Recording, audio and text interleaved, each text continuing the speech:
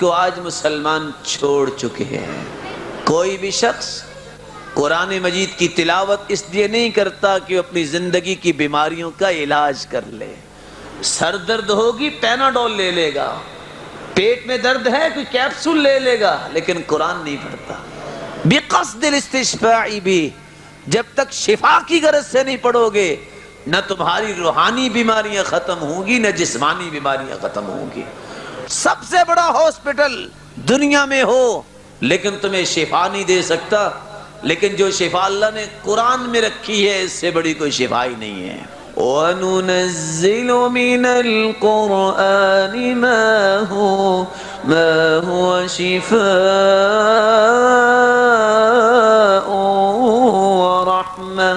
وَرَحْمَةٌ لِّلْمُؤْمِنِينَ۔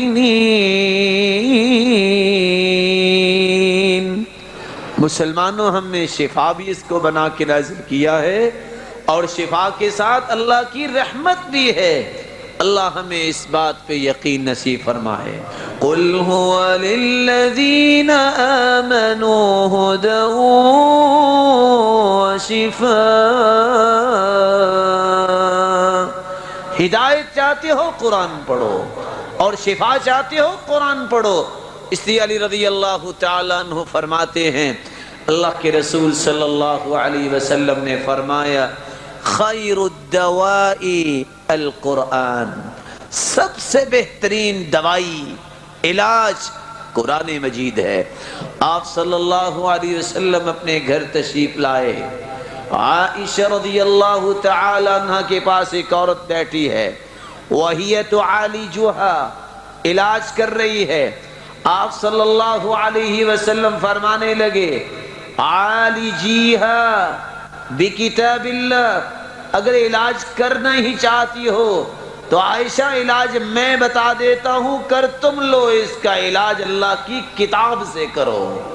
اور اس لیے ابن القیم رحمت اللہ علیہ کہا کرتے تھے، مسلمانوں جس کا یقین یہ نہیں کہ قرآن شفا ہے اور اصل شہد شفا ہے، فلا کفاہ اللہ، اس کو پھر دنیا کی کوئی چیز اس کا علاج کر بھی نہیں سکتی۔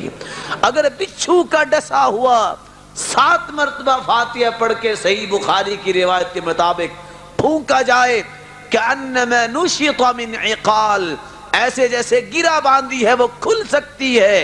بچھو کا ڈسا ہوا تو سر درد اور پیٹ درد قرآن سے کیوں نہیں دور ہو سکتی؟ یہ دل کی بیماریاں یہ انسان کی کیوں نہیں دور ہو سکتی؟ اس لیے آج ہماری توجہ نہیں، کیونکہ ہم نے